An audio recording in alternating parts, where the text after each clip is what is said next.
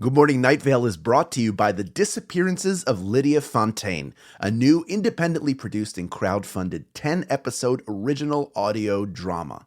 Set in a deceptively familiar world of electronic surveillance and machine-mediated communication, The Disappearances of Lydia Fontaine follows Lydia Ryan and her friends, lovelorn Ethan and wannabe internet sensation Dee, as they struggle to unravel the mystery of her mother's disappearance. Escape the sinister Fontaine family, and survive the feud over her grandfather's supernatural legacy. It weaves bitter family drama and high-stakes intrigue with fantasy and cyberpunk elements to create a surreal mystery about secrets and grudges, old books, big data, and the promise of infinite knowledge. And do not forget the talking birds. It's a full-cast production with original music and a bespoke soundscape presented through a series of found-footage-style surveillance recordings. And it's important to note, this show was made entirely without generative AI. Even the computers are voiced by human actors. Episodes are free, and you can start listening right now with the Season 1 finale due to come out on August 16th. For more information, go to lydiadisappears.com. and find The Disappearances of Lydia Fontaine wherever you get your podcasts and start listening from the beginning. Insurance isn't one size fits all, and shopping for it shouldn't feel like squeezing into something that just doesn't fit. That's why drivers have enjoyed Progressive's Name Your Price tool for years. With the Name Your Price tool, you tell them what you want to pay, and they show you options that fit your budget. Enough hunting for discounts, trying to calculate rates, and tinkering with coverages. Maybe you're picking out your very first policy, or maybe you're just looking for something that works better for you and your family. Either way, they make it simple to see your options. No guesswork, no surprises. Ready to see how easy and fun shopping for car insurance can be? Visit Progressive.com and give the Name Your Price tool a try. Take the stress out of shopping and find coverage that fits your life, on your terms. Progressive Casualty Insurance Company and Affiliates. Price and coverage match limited by state law.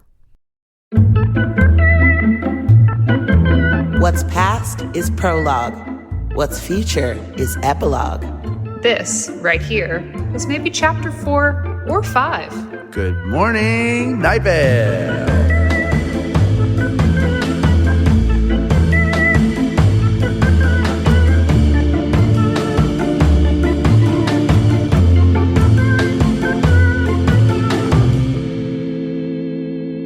Hello, Night Vale. My name is Meg. Hello, my name is Hal.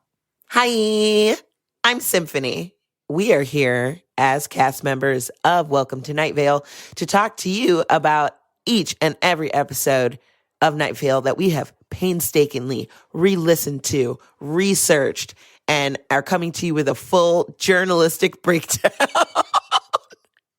Today is October 1st in the year of our spaghetti monster 2020. Ooh. That's right, Hal Lublin reporting live from Los Angeles, where I have the description for this episode, which is titled Triptych. There seems to be something wrong with the broadcast signal. Do you hear that? Let's talk about it. Can I stop doing that now? Yeah, that was good, though. I'm glad you did. I'm glad you did. I like the voice. Oh, good. Good bit, everybody.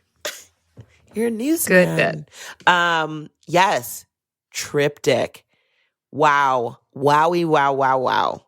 There's so much going on with this episode. So we start off with a quick paragraph from Cecil, right? Just like starting out with some seemingly benign news, I guess.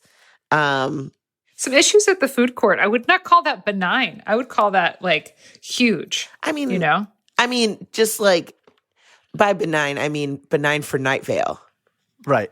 Yeah. You know, I like that we get a description of the businesses that are operating. Yeah, the ice cream on a stick, Lucy Tropics fried ice cream, and Mario's very authentic Italian ice cream sub sandwiches.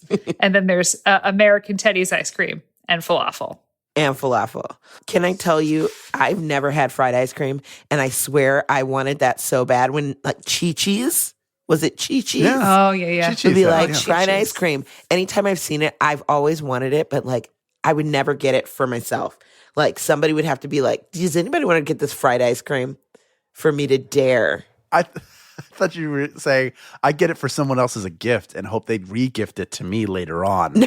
Because they didn't like it. That would be insane. But I would never get it for myself. No, you'd be like, should we get one for the table? Does anybody else want it? Do you?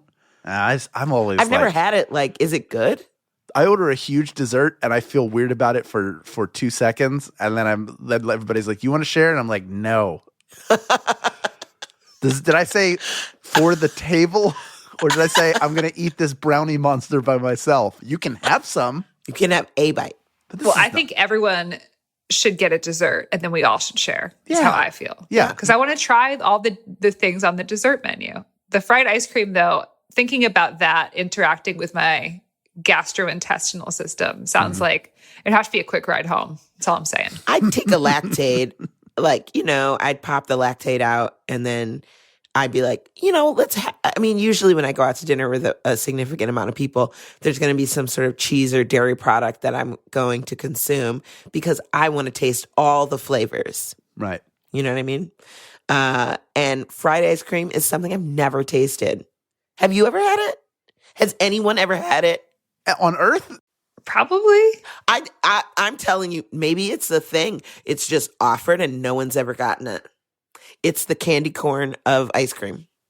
I have a dwindling 3-pound bag of candy corn in my pantry right now. I had candy corn like an hour ago. Yeah, I have a big container of it. I just looked over. We're a candy corn household. No. You'll never see a candy corn in my home.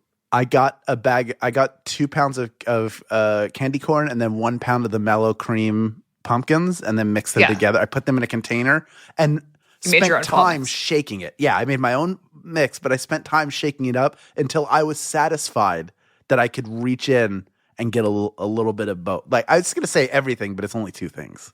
Yeah. That sounds like my nightmare of candy because I hate both of those things. But I can appreciate that you like it. You know what I mean? Yeah. Thank you. Thank you for not yucking our yum. I try not to because, I probably eat weird stuff. I eat weird stuff or things that are not to other people's tastes. Mm-hmm. And that's okay. And I can appreciate that people like eating that. It's very sweet though, right? Oh, yeah. I think that's why I don't like it. It's too sweet. It's very sweet. I understand why. When eating it, I can understand why it is a divisive food, but I also really like trash candy, and you know that. I kind of like sometimes when things taste really extreme, and candy corn is one of the extremes where it is so sweet, and it's like kind of waxy a little bit, but the texture is like, it's like you're chewing through like smushy sugar, because you are. It melts, so like it's probably just like pure sugar and like color. I think it's corn starch. Yeah. I don't know. Corn sugar. Yeah, it's mallow cream. By the way, ladies, today I was on the TikTok. Yes. And I saw there's a bakery in New York. Cannot remember the name of it now. Denise's Bakery. Let's call it that. Okay. And she was like, this is my seasonal cookie. And then I went to her website to order it, not realizing I'd already been there to try to order something before. It's too expensive to ship. But this is what's in this cookie. Chocolate chips, Rolos, Goobers, Reese's Pieces. Goobers are malt, right? Goobers are peanuts, chocolate-covered peanuts. Oh, okay. So in one cookie. That sounds delightful. Yeah, you get chocolate chips. You get melty chocolate with the Rolo with the caramel in it. You've got the peanut butter of Reese's Pieces of the candy shell. Yeah. And then you've got Goobers. Damn. Milk chocolate over peanuts. She chunky. She thick. Bound together. Yeah. Bound together with a sugary cookie. I'm not sad about any of that. A caramelly sugary cookie. So excited. That was my favorite. That was like my favorite mall snack. I love the joke of the lemonade or hot dog on a stick, like the different things that you see, but it's all ice cream. But seriously, if there was a Mrs. Fields in the mall, I would go there and I would go there just to smell, even if I didn't have budget for it at that time. Yeah. And then when I got older and I got a little bit of money in my pocket, even if it was just a little walking around money, I'd get the cup of mini cookies. Oh, wow. And then I would eat them. And they'd be like, do you want a mix? Do you want a mix of them? I'm like, no. Milk chocolate chip. Load it up. Load it up, Frank. Fill her up, buddy. Yeah, I'm ready to go. So yeah, the devastating loss of a food court. So many things happen there. And then Cecil starts noticing there's technical difficulties, like static on the line. And he tries to repair it. And lo and behold, he hears a familiar voice on the other line. But it's not exactly the same. It's a younger version of Kevin, who we find out is much more idealistic, much more similar to Cecil, right? Don't you think? Like a positive version of Cecil? Yeah, they seem to be aligned in their beliefs and how they feel about their community and how they feel about Strex Corp. And yeah, they seem to be in more of an alignment. And then when Cecil starts getting pretty comfortable talking to this Kevin, then of course it switches over, and then a different Kevin, the older Kevin past Strex Corp, we find out has been brainwashed, and that's intense. And then later, we hear an old version of Kevin. Mm-hmm. Now, first of all, Kevin R. Free does a phenomenal job of acting these three parts. You really hear the difference. You're feeling the power behind everything he says he believes. But it's interesting to me that Cecil gets to experience this and how this possibly changes how he feels about Kevin. Yeah, I think it changes how we all maybe feel about Kevin. Yeah. Getting more of the dimensions, more of the facets to his character, seeing the evolution. And then it does the thing where it goes back to the original Kevin, or the first Kevin we hear from, to really break your heart, to just really go right, show you the whole picture and then take you back to the beginning again. Yeah, I was gutted. I was totally gutted. Yeah, it kind of shows you that for any person you meet, you can have an encounter with someone and think that they are a terrible person. And it's because you've met them on the worst day of their life. And at this point, Cecil and Kevin have only encountered each other in what is the middle of a series of worst days of Kevin's life. So we don't know in that moment when they're talking, when we initially meet Kevin and he and Cecil are in conflict, you don't think about who he was before or who he might be after.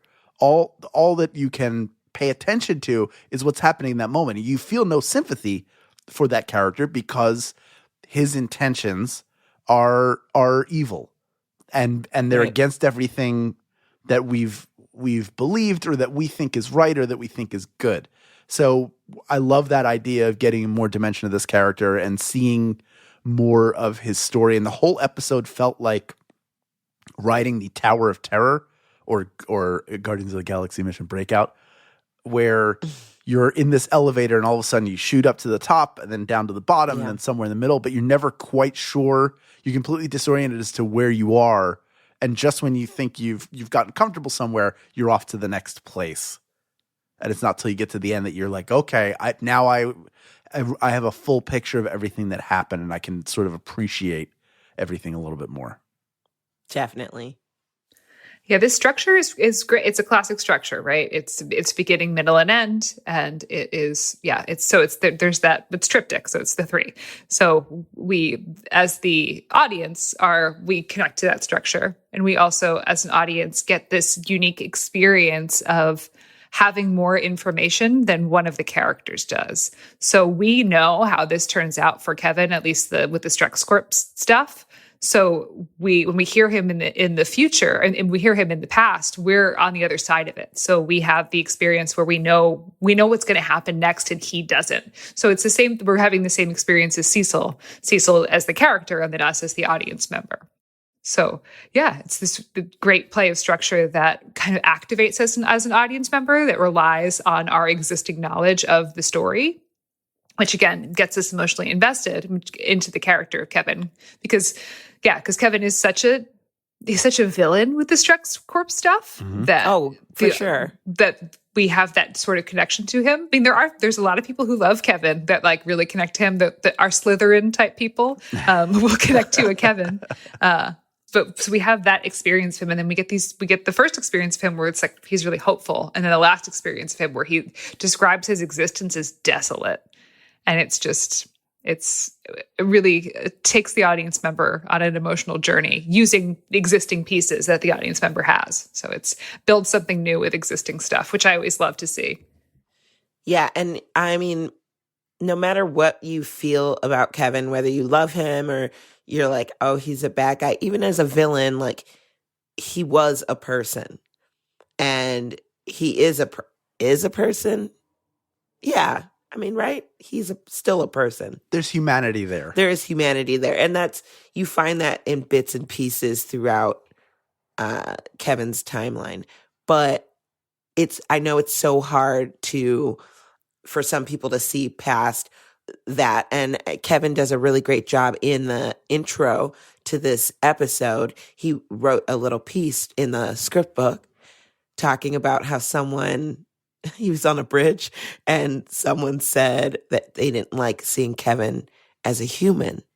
And I'm like, but isn't that what makes characters more in depth, right? Knowing their failings, their wins, their like where they came from, it makes you understand them, whether you like them or not. Yeah. And I love his analogy to Lindsey Graham because that is still quite apropos. Yeah, I mean, it's exactly sort of the climate we're in now. We want to know less and less about. It's easier to hate someone if you don't know that they're a person or if you can dehumanize them.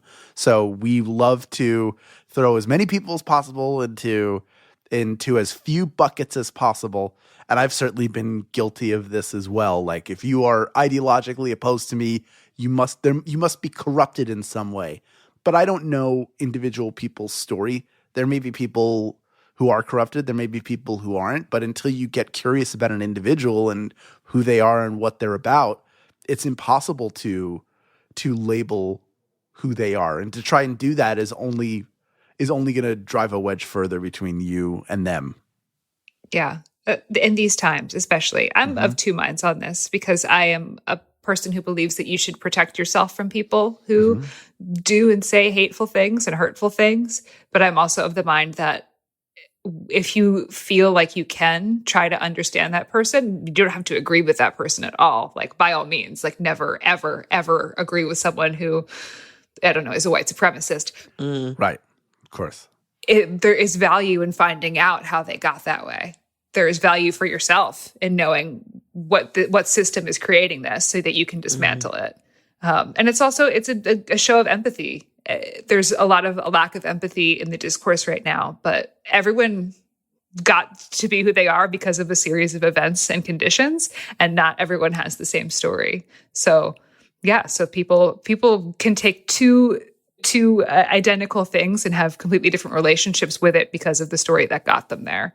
So yeah, definitely protect yourself from those monsters out there. But if you feel like you can, try to at least understand how they got there. Not to say that you should sympathize with how they got there, because there's lots of people who grew up or had similar things happen to them, and they are not, white supremacists or science deniers or climate deniers or, pro forced birth people. But there's value in at least trying to understand how they got there, I think. But that's just, I like people, okay? And I don't like white supremacists. I would not do anything to help them in any way. Yep. But yeah, and like you said, trying to dismantle the systems that created that. Yeah. Is helpful, is useful knowledge. And you never know.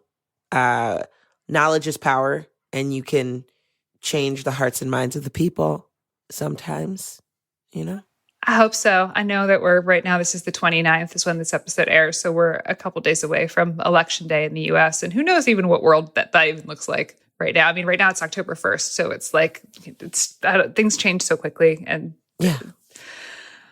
But this is our last. Sending hope into the future. It's our last episode before the election. So my goodness. I hope everyone's taking care of themselves. Everyone is doing the work that they feel comfortable doing and working as hard as they possibly can to Hail Mary for democracy, I guess. And just know we're here with you and we love you. We're here with you and we love you. And we're here with you and we love you. And yeah, and there's people who are maybe align with the right that are maybe not bad people. They don't understand that they're bad people, I guess. Maybe it's that they can't see what's happened, or they can't see how their choices and what they say and who they align with affects other people. But I'm not like that. That's how I become not brainwashed, is I try to see how things affect other people, and I'm not just in this for myself. So yeah, I guess when I vote on November 3rd, I vote for as far left down the ticket as I possibly can. I'm doing it for the people on the right, as well as the people on the left, as well as the people in the middle. Damn, Gina. Because you're a great person, and we care about people. I know. I care about people, and like I especially with where I live is like a pretty purple area. It's like one lawn sign is Trump, the next lawn sign is Biden Harris. It's like it really is like just house to house to house is a different kind of vibe.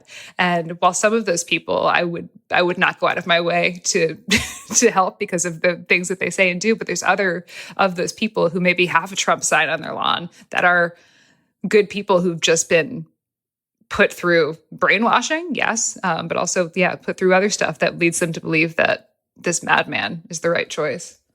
Yeah, and it's similar to Strex. I mean, programming and cutting off other resources for people and information tampering and changing facts can really affect people's decision making and the way they see things. And I try to be empathetic with people's concerns, especially when it comes to politics and what they want. But I'm going to tell you, friends, most of us want to be safe with our families, live our lives, have prosperity, be healthy, and be happy. So if we could all find a way for that to happen, especially with someone in charge that is going to help us attain those things and not create further divisiveness, I'm for that. So sending all the love and peace and happiness and light and peace fingers to you. I hope that future us, the Kevin, the part 3 Kevin of the Triptych us, are not speaking from a desolate place, but are speaking from a place where we are all still there and happy. Can you imagine? Lord. I hope that when this episode comes out, that future me is not living in a bombed out shelter of a place or is in some sort of work camp because I'm a gender traitor. Yeah. There's lots of, I'm not going to endeavor to imagine a future. I'm just going to do what I can to build the future that we want, right? That's right.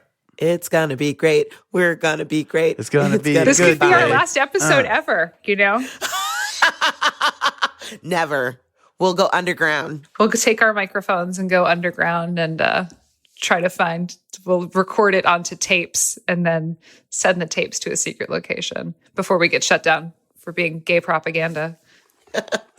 Even actually in this episode, they do talk a little bit about, right? Talks about like having like secret police and adorable cats. See, that's the one thing they can agree on. Exactly. We can all agree on that. Cats are cute.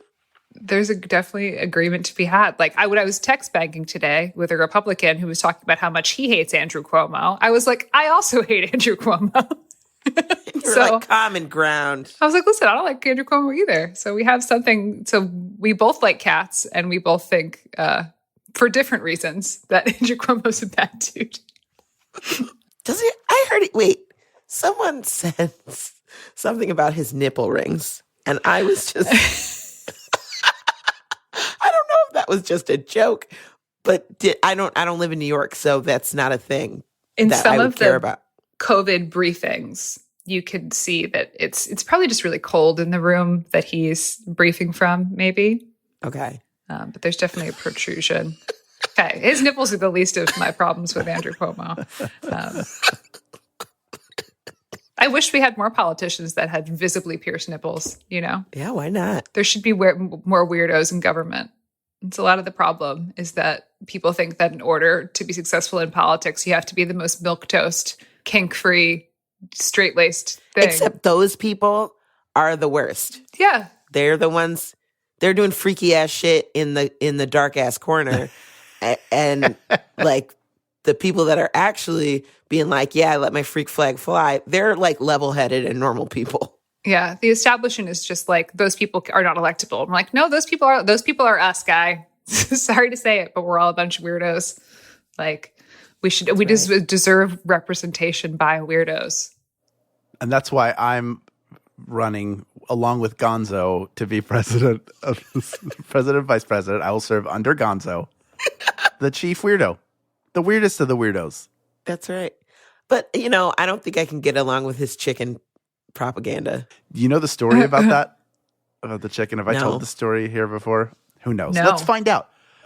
And we got this a few years ago. We had Kirk Thatcher on. Kirk Thatcher is a Muppet guy. He wrote, he designed stuff for them. He worked on dinosaurs. He was one of the guys behind dinosaurs, like knew Jim Henson personally.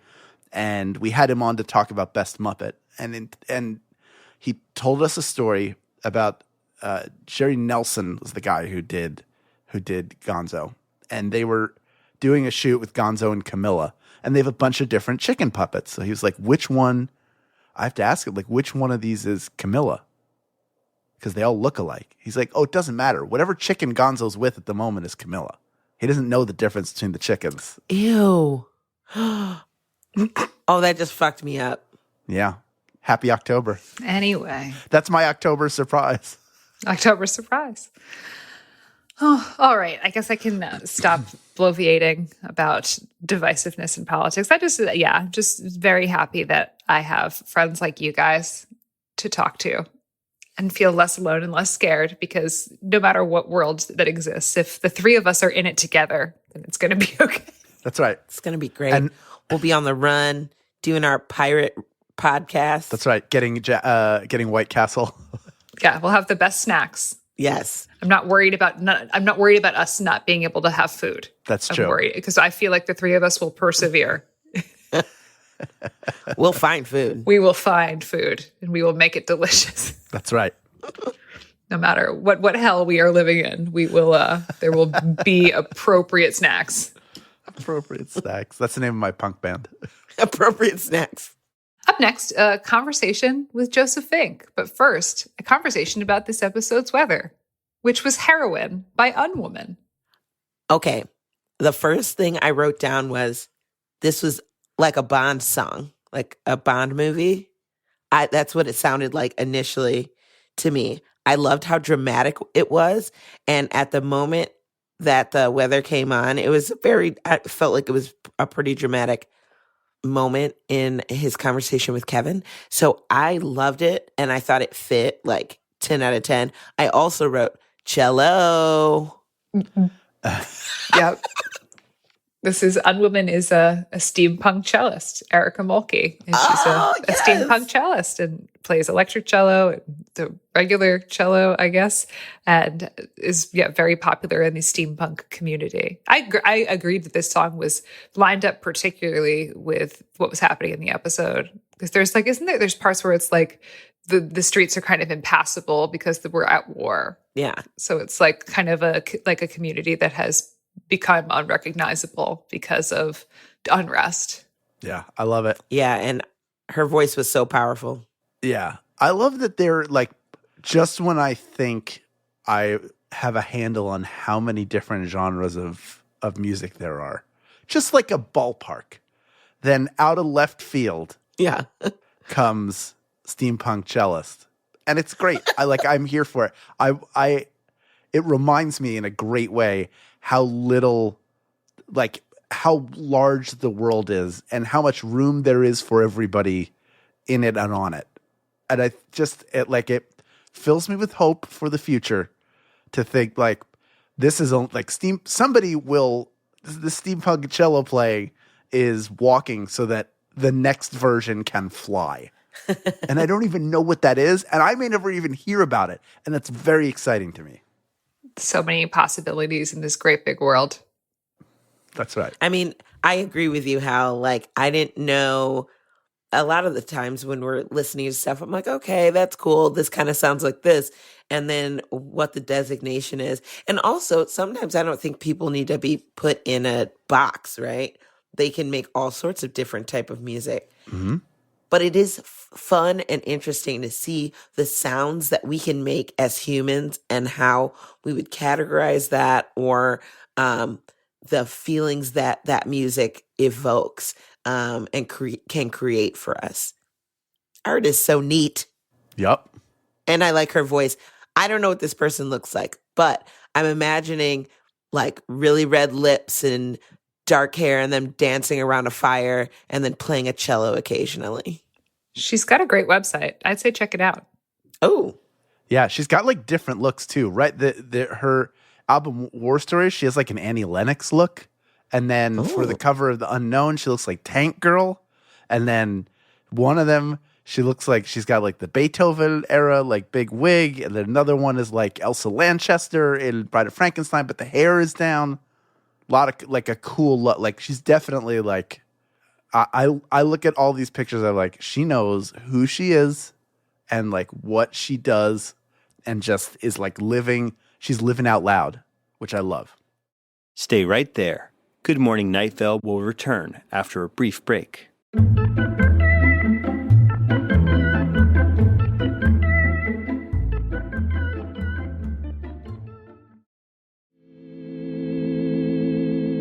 We're joined today by Night Vale creator and writer and husband, Joseph Fink. Hey, Joseph. Hi, I'm Night Vale's husband. I'm excited to be that. Oh, yeah. You're married. Happy anniversary to you and Night Vale, first of all. Thank you. So this is Triptych that we're talking about. So when you talked about this earlier today, you mentioned that Triptych was one of your favorite Night Vale episodes.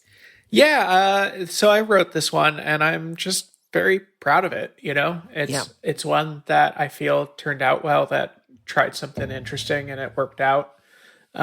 So yeah, it's like if I had to if someone was like, quick, what are the episodes you feel like really proud of? Triptych, I think, would be on that short list of ones that would come to mind. What are the other ones? Best of is one that I really like. The various monologues episodes are really enjoyable. Just, I think the ones where we tried something new and then it worked. Sometimes we try something new and it's only okay. But sometimes you try something new and it feels good. And those are the ones you kind of remember. Well, but I think you really did it with this one because I find this episode to be hauntingly beautiful. Thank you. There's so many emotional moments and almost not sliding doors moments, but being able to engage with someone in the past and see what their mindset is really phenomenal. What was your inspiration for this episode? Yeah, so that's kind of part of the reason I offered to come on, is there's sort of an interesting story with this one in that. Not just because you like us? Yeah, I mean, if you want to, I could boot up the Jackbox games if we just want to play some of those right now. And everyone could listen. Yeah, that'd be great. This actually started as a guest part for a live show, and it kind of got out of hand. Night Vale has this it has both an advantage in that we have so many amazing performers that can come onto our show at any given moment. We have just this very deep list of people that we can bring on, and it'd be a lot of fun to have them there. The disadvantage we have is an interview podcast or a chat podcast can be the afternoon of the show can be oh, this person's in town, let's have them up. With us, we need to write a scene and edit it and pass it back and forth and make sure we both like it, and then get it to the actor in time for them to rehearse it. It's just so much more work. And Kevin is somebody who rarely performs with us live. He can't tour, and so he only shows up sometimes. And he was going to be at one show, but we were just really excited to have him. So I was writing this part. I got this idea of a part that would involve time travel and Kevin at multiple ages, and I kind of started trying to write it. And generally our guest parts are 400 to sometimes as long as 900 words if we really get on a thing. And I think by the time I'd finished this, it was 1,700 words. It was basically almost the length of a Night Vale episode, and it involved Kevin at 3 different ages and multiple sound effects. And I showed it to Jeffrey, being like, so I'm not sure what to do here. It kind of got away from me.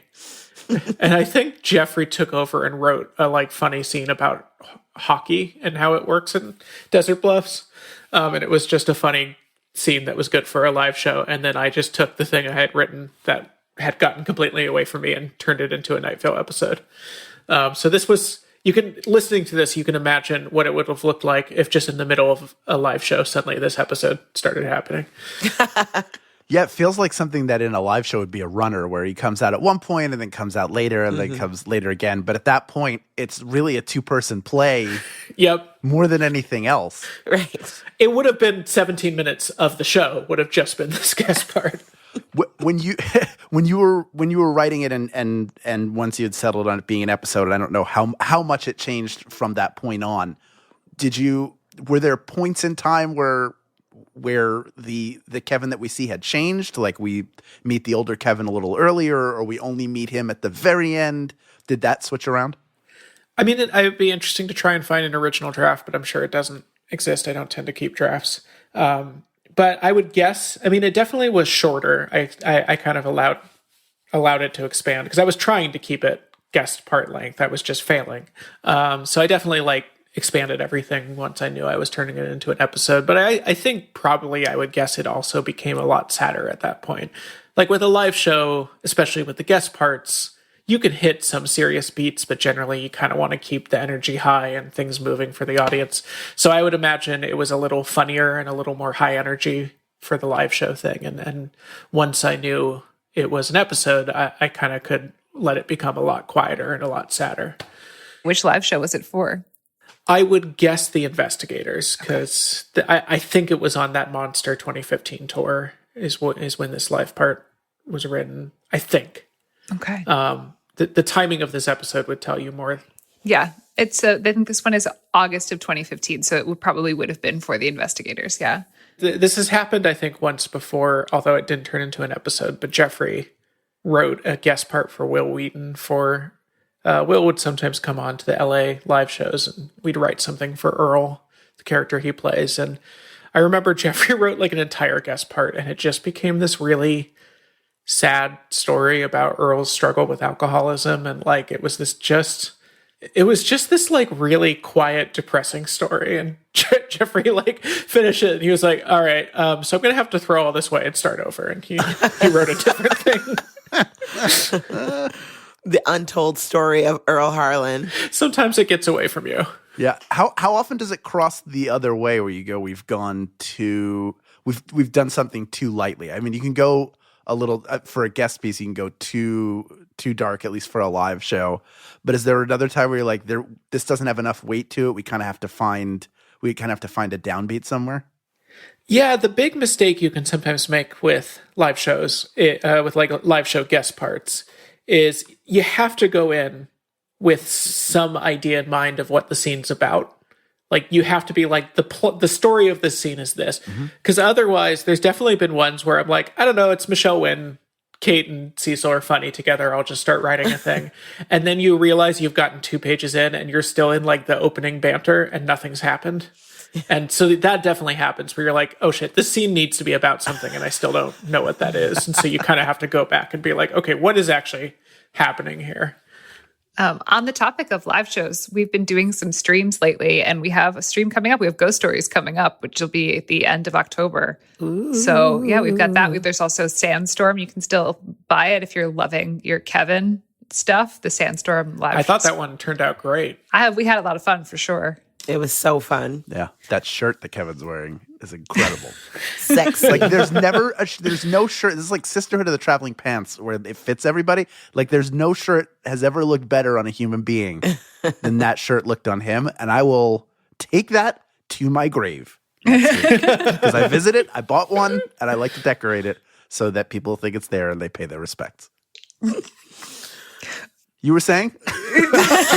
Sorry, did I grind it to a halt?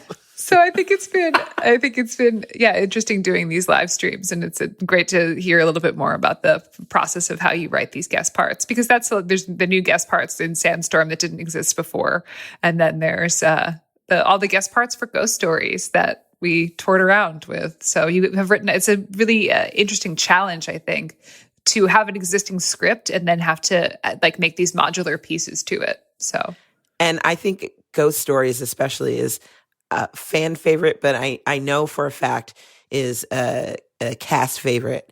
When you guys were writing that, I mean, it's coming up. It's going to be Halloween, which is going to be very exciting.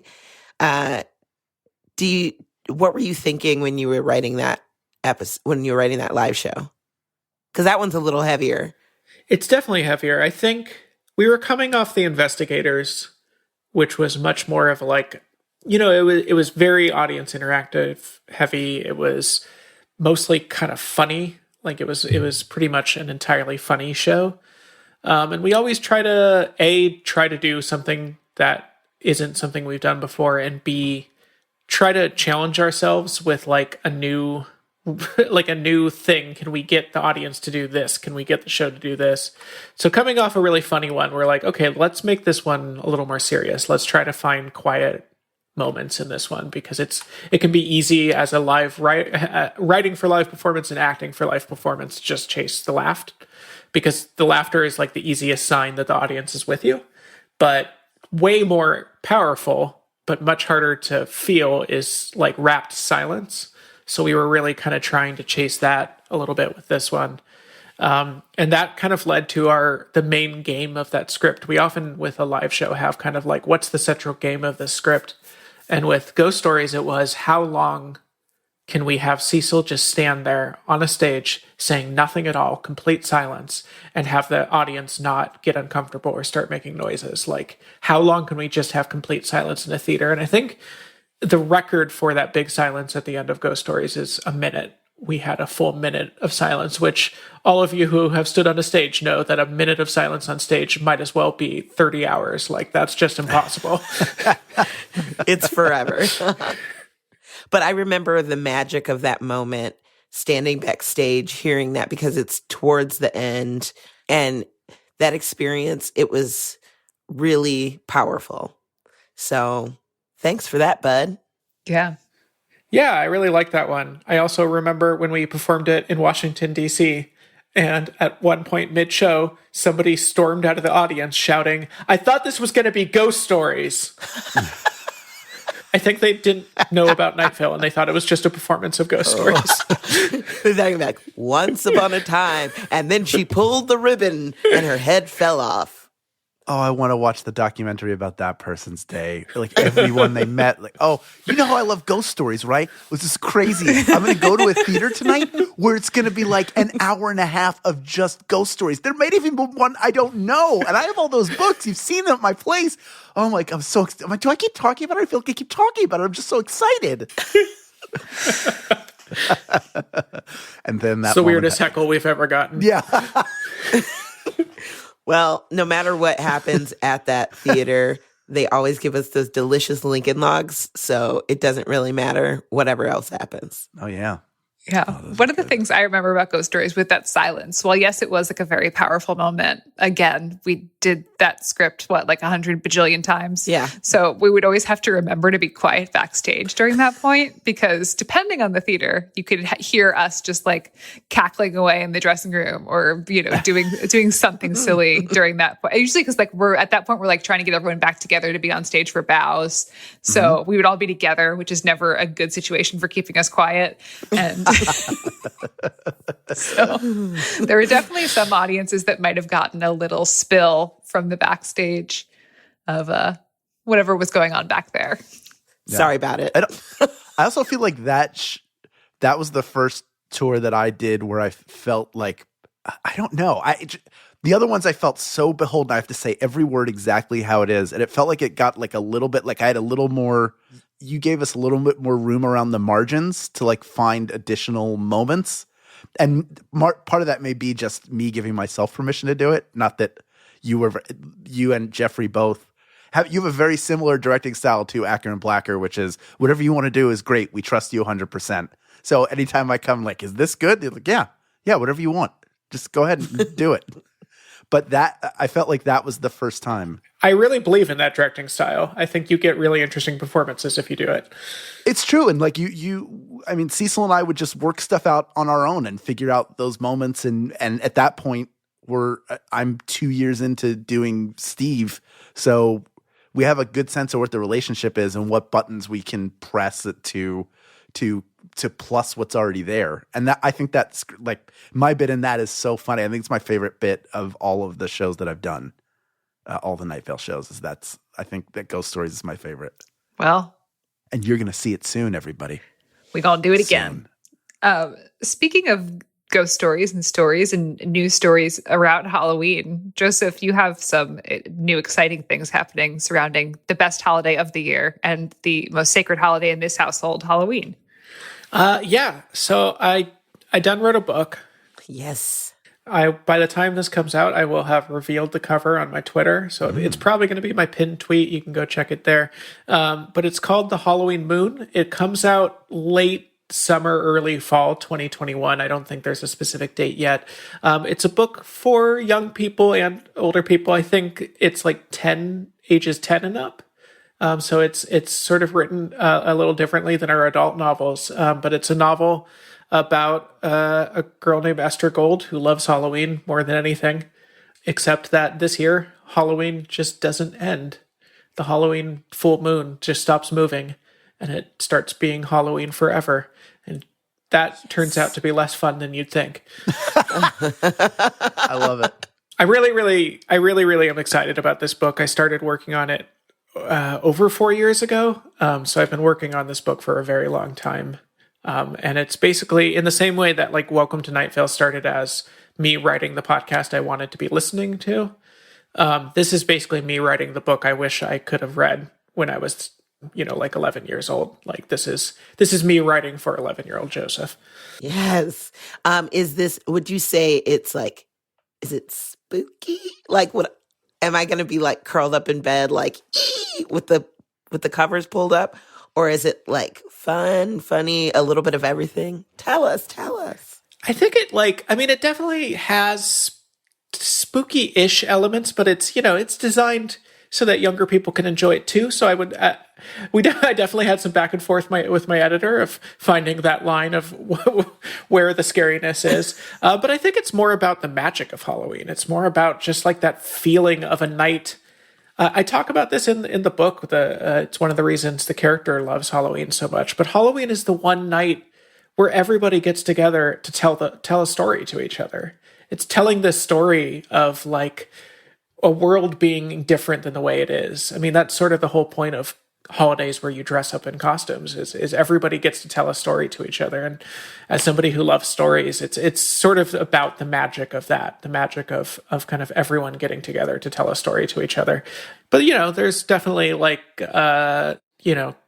immortal, creepy trick-or-treaters that chase our heroes. And, they may go to alternate worlds where it's always Halloween, and there may be like a person who sells apples that sprout razor blades.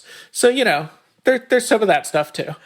Oh, wow. Well, that sounds pretty spooky to me, and I love it. I'm excited to actually read it myself. I love a YA novel. Yeah, it sounds great. And it's the moment you described the plot, I instantly in my head saw the trailer for the movie. I know I'm jumping ahead, but it feels like something that soon will be like, based on the book by Joseph Fink. It's Halloween Moon. So yeah, Hal is excited to announce the movie adaptation. I'm very excited. It's on my Twitter. It's the pinned tweet. It's just me saying Halloween Moon coming this Halloween. And that's a take. And the cover rules. So go check it out on my Twitter because I'm very excited about how that cover turned out. Well, we love Halloween in all these houses. So thanks for bringing that to us. Yeah. Thank you so much, Joseph. We really appreciate it. And I have to say, I have read this Halloween Moon book, and it is excellent. I really loved it. I read it in like I read it in like 24 hours, just like ripped right through it because I found it so captivating and cool and spooky and weird. And there's like a special place in my heart for the 13-year-old weird girl. And this book really celebrates that. So for all you 13-year-old weird girls out there. This book is for you and for lots of other people too. So yeah, thank you so much, Joseph, for writing all the things that we write. Thank you for writing this episode. Thank you for being married to me and for making me egg fried rice last night. We love you. And I love you guys. Thanks for having me on. That's true. Bud, thank you. Thank you, everyone, for joining us for this episode. We had such a great time talking about this and talking with Joseph. Next time, we will talk about civic changes. Until then, you can check us out on patreon.com/Good Morning Night Vale. And in the meantime, good morning, Night Vale. Good morning.